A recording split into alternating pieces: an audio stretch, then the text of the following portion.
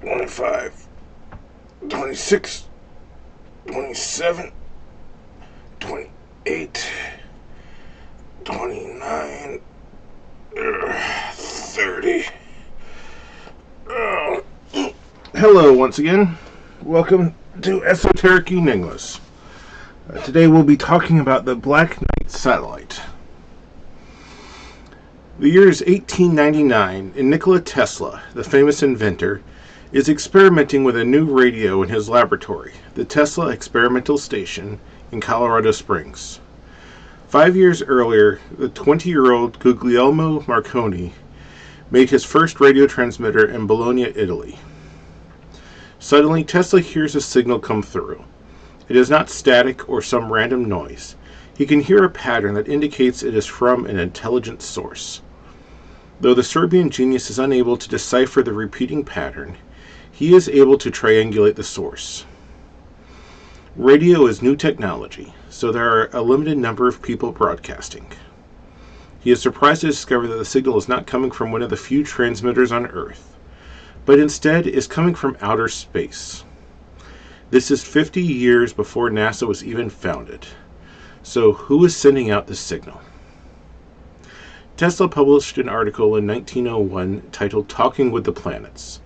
He detailed his belief that he had intercepted alien communications. He had suspected that the signals he received were from Mars. We're getting messages from the clouds 100 miles away, possibly many times that distance. Years later, he would write, in 1899, while experimenting with a wireless receiver of extraordinary sensitivity, I detected faint signals from Mars, our brother planet. I could not interpret the signals, but they seemed to suggest a numerical code, 1, 2, 3, 4. He also said, the changes I noted were taking place periodically, and with such a clear suggestion of number and order that they were not traceable to any cause then known to me. He continued, writing that he knew of possible sources of electrical disturbances, such as those caused by the sun, but dismissed these as potential causes. It was some time afterward when the thought flashed upon my mind that the disturbances I had observed might be due to an intelligent control. Although I could not decipher their meaning, it was impossible for me to think of them as having been entirely accidental.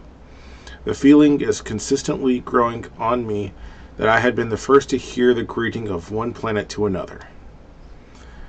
However, the scientific community dismissed his claims. Tesla would have continued to research the origin of the signal and its message. However, he ran out of funding. What he did not know was that the signals did not come from Mars. They actually came from the Black Knight satellite. The Black Knight satellite is an artificial satellite of extraterrestrial origin that is in a near-polar orbit. It has been there for 13,000 years. Some authors have claimed that it came from Epsilon Boötis, a binary system over 200 light-years from the Earth. No one knows why it was sent here, but people speculate that it is to monitor us humans, possibly waiting for us to be able to answer its broadcast. Nikola Tesla was not the only person to detect these strange signals. Jorgen Hals, an amateur radio operator in Oslo, Norway, reported a similar signal in 1928 after tuning his radio to a certain frequency. It sounded like an intelligent signal, not background static, but he could not decipher it either. We jump ahead to 1954, when UFOologist and former Marine officer Donald Keyhoe wrote to a newspaper that at least one, and possibly two, artificial satellites are circling the Earth. This was before the U.S. or anyone else had the technology to launch satellites into space. That would come 4 years later. So who put them there? And were these satellites the source of the strange signals? In 1958, the satellite was finally observed. Stephen Slayton, an amateur astronomer using a 20-inch telescope, spotted something in the sky. It was hard to detect since it was black against the blackness of space, but when it passed in front of the moon it was visible. He estimated that it was about 10 meters long and 1,000 kilometers away. It had an elliptical path and a high velocity, so Slayton thought it was artificial. When he spotted the object again, he reported it to the press. At that time, only two nations had satellites, the United States and the USSR. The U.S. military contacted Slayton about the object and claimed that they could not find anything on radar, so it was probably just a meteor. Slayton, insulted by this dismissal, invited reporters to his place so they could see the object for themselves. The various reporters that arrived saw something against the moon, the same object that the military claimed they could not detect. Slayton said that the object he saw was 10 meters long.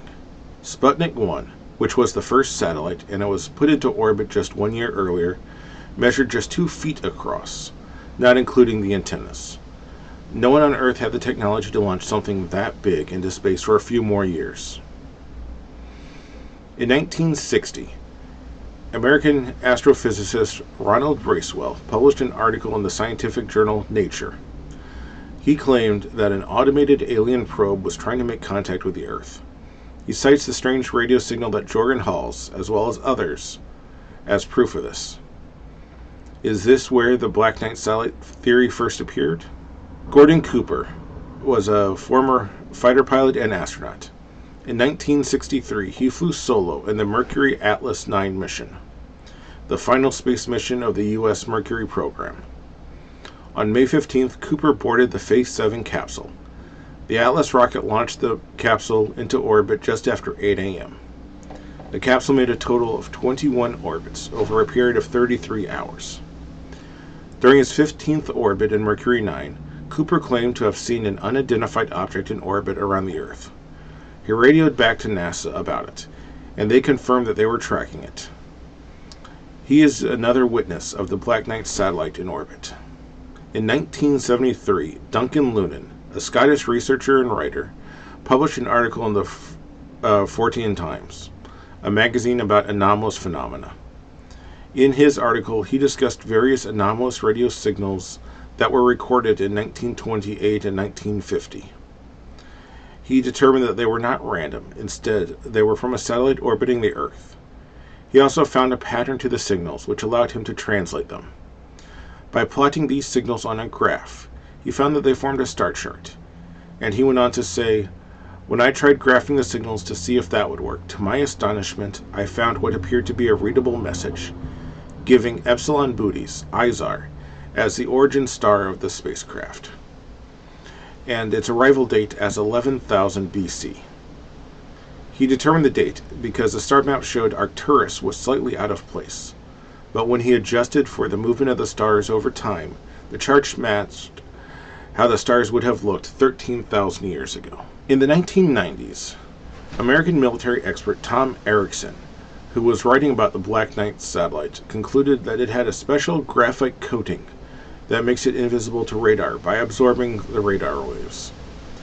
This may be why the military has had a hard time detecting it. In 1998, during the STS-88 mission, the first space mission to the International Space Station, astronauts saw the Black Knight satellite up close as it passed near the ISS, and were able to take a picture of it. This is the picture that appears when you search for the Black Knight satellite. Once again, proof of the satellite's existence. The story I have recounted is taken from a few different sources, and is the most complete version of the theory I can offer you. There might be more details that I missed. If there are, please let me know in the comments. But how much of all of this is true? The Black Knight satellite is actually part of a few different conspiracy theories that have been lumped together. So let's take this apart point by point. Some people have attributed Tesla's 1899 signal to pulsars, which were not identified until 1968. A pulsar is a fast-rotating neutron star that emits tons of electromagnetic radiation. You can pick up these emissions around 400 Hz, close to the 369 Hz that Tesla was fascinated with.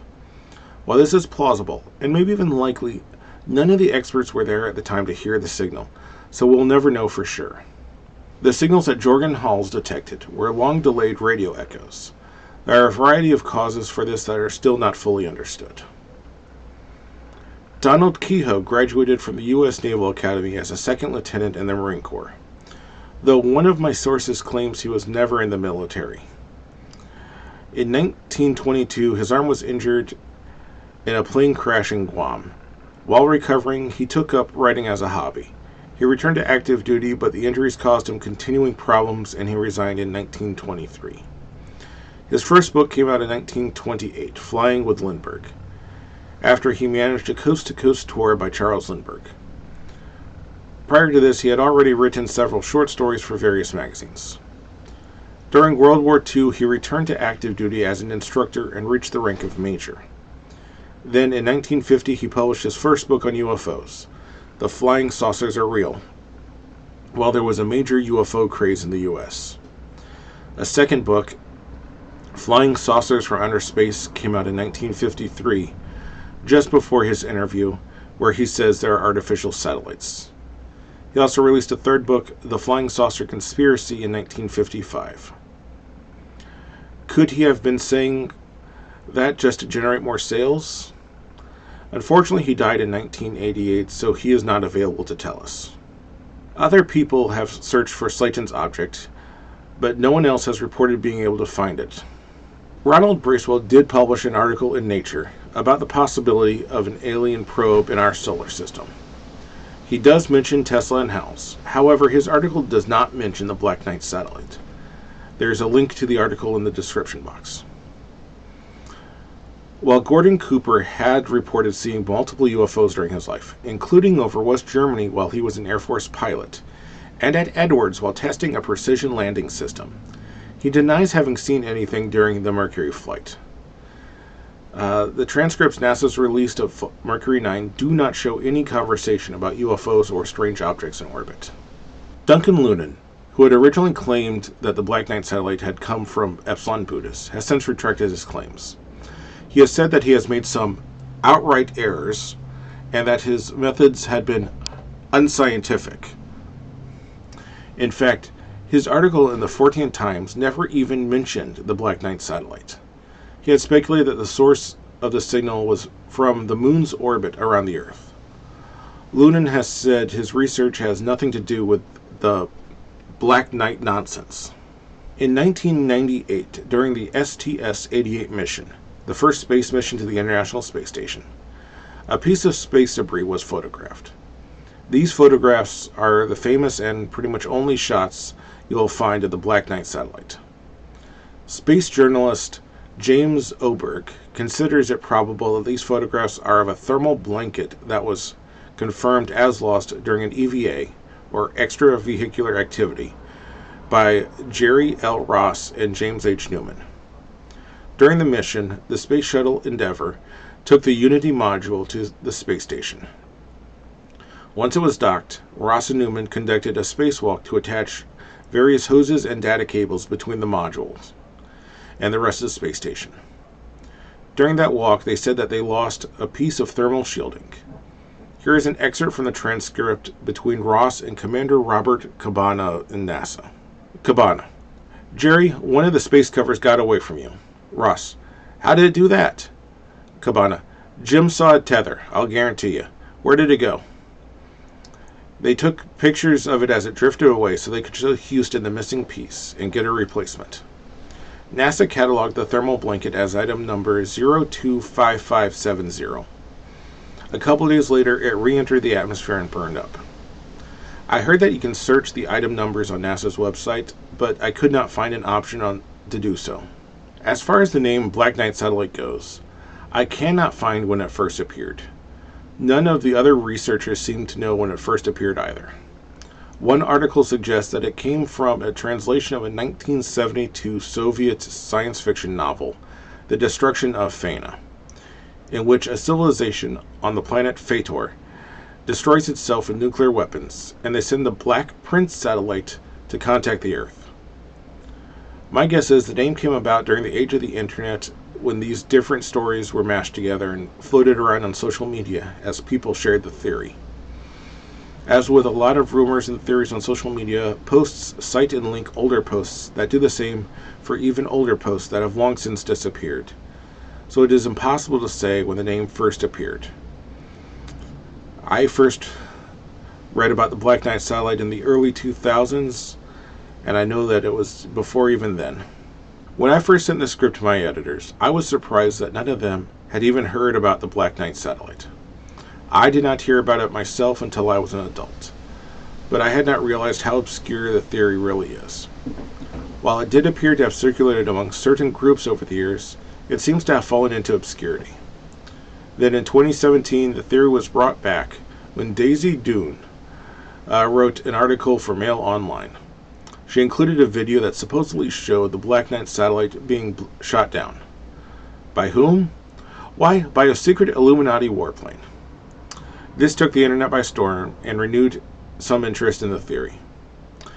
Mail Online is an internet tabloid, so we can dismiss the contents of that article. I think that the reason the story of the Black Knight satellite has come back and intrigues people is that we do not want to be alone in the universe. We hope that there is a more advanced race out there watching over us, waiting for us to reach a point where they can make contact. I do believe that there are aliens out there. Perhaps they have visited the Earth in the past, but the Black Knight satellite was not left behind by them. I have told you the facts as I can find them in my own thoughts, but each of you is welcome to come to your own conclusions. Thank you for joining us and have a good day.